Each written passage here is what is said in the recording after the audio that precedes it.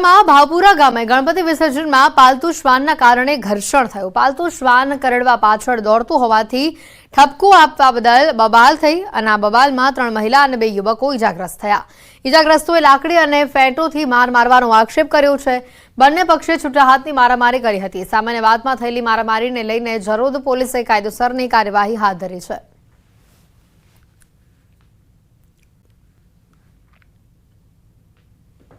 તો આ તરફ મોરબીમાં ગણપતિ વિસર્જનમાં આયોજકો અને પોલીસ વચ્ચે બોલાચાલી થતા ચક્કાજામ કરવામાં આવ્યો। 15 વર્ષથી એક જ જગ્યાએ ગણેશ વિસર્જન થતું હતું અને વિસર્જન બાબતે ડીવાયએસપીએ ઉડાવ જવાબ આપતા મામલો બિચકાયો હતો અને જે બાદ ગણેશ મૂર્તિ પણ 3 કલાક સુધી ક્રેન ઉપર લટકતી રહી। પોલીસના જવાબથી કાર્યકરો અને આયોજકોએ રોડ ઉપર ચક્કાજામ કરી વિરોધ કર્યો। જો કે ગણપતિ વિસર્જન ન થવા દેવાતા ધારાસભ્ય કાંતિભાઈની મધ્યસ્થીથી એસપી રાહુલ ત્રિપાઠીએ વિસર્જનની મંજૂરી આપી હતી। પાટણ શહેરના હાંસાપુર રોડ વિસ્તારમાં રખડતા ઢોરોના ત્રાસથી રહીશો ત્રાહિમામ પોકારી ઉઠ્યા છે। સ્થાનિકોએ રજૂઆત કરતા ધારાસભ્ય કિરીટ પટેલ ખુદ રખડતા ઢોરોને પકડવા નીકળ્યા હતા। ધારાસભ્ય ખુદ ઢોર પકડવા નીકળતા પાલિકા તંત્ર પણ સફાળું જાગ્યું હતું અને સ્થળ પર પહોંચ્યું હતું અને ઢોર પકડવાની કામગીરી કરવામાં આવી હતી। રેગ્યુલર ઢોર પકડવાની કામગીરી કરવા સ્થાનિકો માંગ કરી રહ્યા છે। ત્યારે નગરપાલિકાના કર્મચારીઓ ઢોર પકડવા રખડતા ઢોર પકડવા નીકળતા હોય ત્યારે એના માલિકો બાઇકો લઈને ખુલ્લેઆમ ફરે છે અને પોલીસ કંઈ કરતી નથી। એ મહત્વની બાબત છે। એટલે અમે નક્કી કર્યું છે કે જો હવે તંત્ર જાગશે નહીં, આ પોલીસ અને નગરપાલિકા બંનેની સહિયારી જવાબદારી। અમે વારંવાર નગરપાલિકાની અંદર રજૂઆત કરી મૌખિક અને લેખિત, પરંતુ કોઈ નિરાકરણ ના આવતા છેવટે અમારે ધારાસભ્યશ્રીને રજૂઆત કરવી પડી અને જેના પરિણામ સ્વરૂપે આજે રાત્રે ધારાસભ્યશ્રી પોતે અહીંયા અમારા વિસ્તારમાં આવ્યા અને જે ઢોરોનો ત્રાસ હતો જેના કારણે વારંવાર અકસ્માત થતા હતા। અમારા જે નગરજનો છે એમાં ખાસ કરીને બાળકોને વૃદ્ધો બહાર નહોતા નીકળી શકતા, અડફેટે લેતા હતા, જેના કારણે ધારાસભ્ય ખુદ આવ્યા અને અમે બધા સ્થાનિકો ભેગા થઈ અને ગાયોને કોર્ડન કરી અને ત્યારબાદ નગરપાલિકાની ટીમ આવી। સુરતમાં ટ્રેન ઉપર પથ્થરમારાની ખોટી અફવા ફેલાવવા મામલે ધરપકડ થઈ છે। સુરત રેલવે પોલીસે અફવા ફેલાવનાર રાજબીર ચૌધરી નામના ઇસમની ધરપકડ કરી છે। આ ઇસમ દ્વારા ટ્વીટ કરવામાં આવ્યું હતું જેમાં ટ્રેન ઉપર પથ્થરમારો કરવામાં આવ્યું હોવાનું તેણે ટાંક્યું હતું। સુરતથી આ શખ્સની હાલ ધરપકડ કરી લેવામાં આવી છે। શાંતિ ડોળવાનો આ પ્રયાસ આ યુવકે કર્યું હતું અને જે તેને ભારે પડ્યો છે। પોલીસે હાલ સમગ્ર મામલે કાયદેસરની કાર્યવાહી હાથ ધરી છે। રાજકોટ ટીઆરપી કાંડ અને ભ્રષ્ટાચારના કેસમાં પકડાયેલા સસ્પેન્ડ ટીઓપી મનસુખ સાગઠિયા દ્વારા પાસ કરાયેલી ફાઇલોની તપાસ થઈ શકે છે। છેલ્લા 3 વર્ષમાં આપવામાં આવેલા નોટિસો ફાઇલની તપાસ થઈ ગઈ હોવાની શક્યતા છે। સાગઠિયા દ્વારા કેટલીક ફાઇલોમાં માત્ર નોટિસ આપી કામગીરી પૂર્ણ કરી દેવામાં આવી હોઈ શકે છે અને આ બાબતે જો કોઈ અરજી મ્યુનિસિપલ કમિશનરને આ બાબતે મળે તો વધુ તપાસ પણ આ મુદ્દે થઈ શકે છે।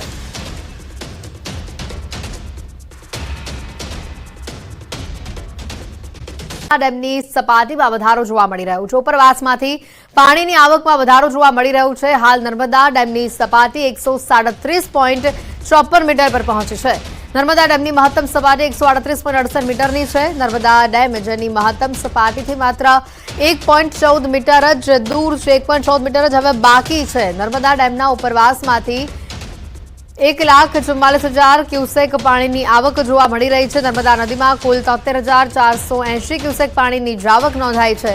નર્મદા ડેમના કુલ 5 દરવાજા 1.40 મીટર ખુલ્લા કરવામાં આવ્યા છે। નર્મદા નદી કાંઠા વિસ્તારના વડોદરા, ભરૂચ અને નર્મદાના કુલ 42 જેટલા ગામોને એલર્ટ આપવામાં આવ્યું છે।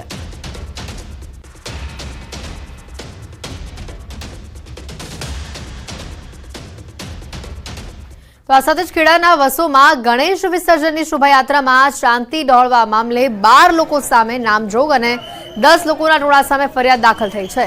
જેમાં ગેરકાયદે મંડળી રચી હાથમાં દંડા લઈ ગણપતિજીની શોભાયાત્રામાં દખલ કરવાના પ્રયાસ કરાયા હોવાની ફરિયાદમાં ઉલ્લેખ છે। હાલમાં આ કેસની તપાસ માતર સીપીઆઈને સોંપવામાં આવી છે। જોકે ખેડા એસપીના મતે બંને જૂથ વચ્ચે કોઈ ઘર્ષણનો બનાવ નહોતો થયો, પરંતુ બોલાચાલી થઈ હતી અને તે સમયે પોલીસ પણ હાજર હતી। તો આ તરફ વસોમાં શાંતિનો માહોલ છે। ગઈકાલે યાત્રામાં મસ્જિદ પાસે ડીજે બંધ કરવાના મામલે બોલાચાલી થઈ હતી અને જે બાદ પોલીસે ટોળાને વિખેરીને યાત્રાને આગળ ધપાવી હતી।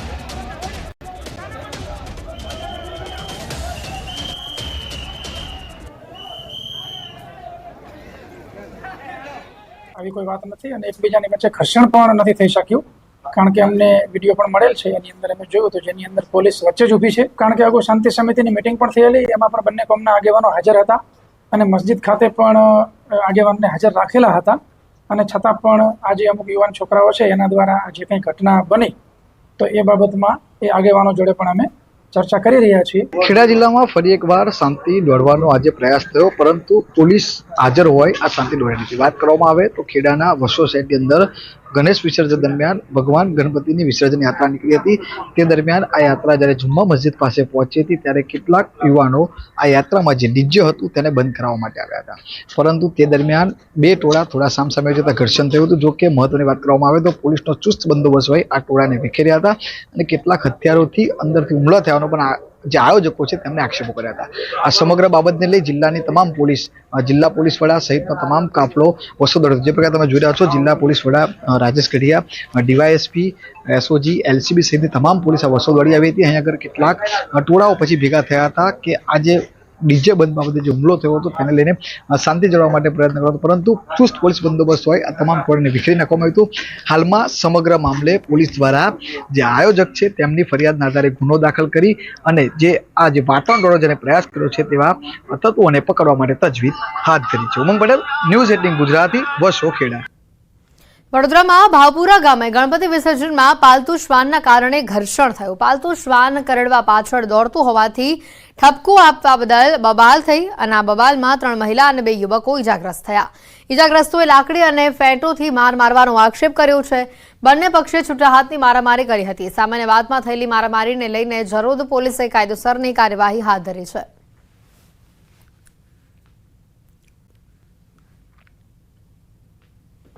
તો આ તરફ મોરબીમાં ગણપતિ વિસર્જનમાં આયોજકો અને પોલીસ વચ્ચે બોલાચાલી થતા ચક્કાજામ કરવામાં આવ્યો. 15 વર્ષથી એક જ જગ્યાએ ગણેશ વિસર્જન થતું હતું અને વિસર્જન બાબતે ડીવાયએસપીએ ઉડાવ જવાબ આપતા મામલો બિચકાયો હતો અને જે બાદ ગણેશ મૂર્તિ પણ 3 કલાક સુધી ક્રેન ઉપર લટકતી રહી. પોલીસના જવાબથી કાર્યકરો અને આયોજકોએ રોડ ઉપર ચક્કાજામ કરી વિરોધ કર્યો. જો કે ગણપતિ વિસર્જન ન થવા દેવાતા ધારાસભ્ય કાંતિભાઈની મધ્યસ્થીથી એસપી રાહુલ ત્રિપાઠીએ વિસર્જનની મંજૂરી આપી હતી. પાટણ શહેરના હાંસાપુર રોડ વિસ્તારમાં રખડતા ઢોરોના ત્રાસથી રહીશો ત્રાહિમામ પોકારી ઉઠ્યા છે. સ્થાનિકો રજૂઆત કરતા ધારાસભ્ય કિરીટ પટેલ ખુદ રખડતા ઢોરોને પકડવા નીકળ્યા હતા. ધારાસભ્ય ખુદ ઢોર પકડવા નીકળતા પાલિકા તંત્ર પણ સફાળું જાગ્યું હતું અને સ્થળ પર પહોંચ્યું હતું અને ઢોર પકડવાની કામગીરી કરવામાં આવી હતી. રેગ્યુલર ઢોર પકડવાની કામગીરી કરવા સ્થાનિકો માંગ કરી રહ્યા છે. ત્યારે નગરપાલિકાના કર્મચારીઓ ઢોર પકડવા, રખડતા ઢોર પકડવા નીકળતા હોય ત્યારે એના માલિકો બાઇકો લઈને ખુલ્લેઆમ ફરે છે અને પોલીસ કંઈ કરતી નથી. એ મહત્વની બાબત છે. એટલે અમે નક્કી કર્યું છે કે જો હવે તંત્ર જાગશે નહીં, આ પોલીસ અને નગરપાલિકા બંનેની સહિયારી જવાબદારી. અમે વારંવાર નગરપાલિકાની અંદર રજૂઆત કરી, મૌખિક અને લેખિત, પરંતુ કોઈ નિરાકરણ ના આવતા છેવટે અમારે ધારાસભ્યશ્રીને રજૂઆત કરવી પડી અને જેના પરિણામ સ્વરૂપે આજે રાત્રે ધારાસભ્યશ્રી પોતે અહીંયા અમારા વિસ્તારમાં આવ્યા અને જે ઢોરોનો ત્રાસ હતો જેના કારણે વારંવાર અકસ્માત થતા હતા. અમારા જે નગરજનો છે અમુક ખાસ કરીને બાળકોને, વૃદ્ધો બહાર નહોતા નીકળી શકતા, અડફેટે લેતા હતા, જેના કારણે ધારાસભ્ય ખુદ આવ્યા અને અમે બધા સ્થાનિકો ભેગા થઈ અને ગાયોને કોર્ડન કરી અને ત્યારબાદ નગરપાલિકાની ટીમ આવી. સુરતમાં ટ્રેન ઉપર પથ્થરમારાની ખોટી અફવા ફેલાવવા મામલે ધરપકડ થઈ છે. સુરત રેલવે પોલીસે અફવા ફેલાવનાર રાજબીર ચૌધરી નામના ઇસમની ધરપકડ કરી છે. આ ઇસમ દ્વારા ટ્વીટ કરવામાં આવ્યું હતું જેમાં ટ્રેન ઉપર પથ્થરમારો કરવામાં આવ્યું હોવાનું તેણે ટાંક્યું હતું. સુરતથી આ શખ્સની હાલ ધરપકડ કરી લેવામાં આવી છે. શાંતિ દોડવાનો આ પ્રયાસ આ યુવકે કર્યું હતું અને જે તેને ભારે પડ્યો છે. પોલીસે હાલ સમગ્ર મામલે કાયદેસરની કાર્યવાહી હાથ ધરી છે. રાજકોટ ટીઆરપી આ કાંડ અને ભ્રષ્ટાચારના કેસમાં પકડાયેલા સસ્પેન્ડ ટીઓપી મનસુખ સાગઠિયા દ્વારા પાસ કરાયેલી ફાઇલોની તપાસ થઈ શકે છે. છેલ્લા 3 વર્ષમાં આપવામાં આવેલા નોટિસો ફાઇલની તપાસ થઈ ગઈ હોવાની શક્યતા છે. સાગઠિયા દ્વારા કેટલીક ફાઇલોમાં માત્ર નોટિસ આપી કામગીરી પૂર્ણ કરી દેવામાં આવી હોઈ શકે છે અને આ બાબતે જો કોઈ અરજી મ્યુનિસિપલ કમિશનરને આ બાબતે મળે તો વધુ તપાસ પણ આ મુદ્દે થઈ શકે છે.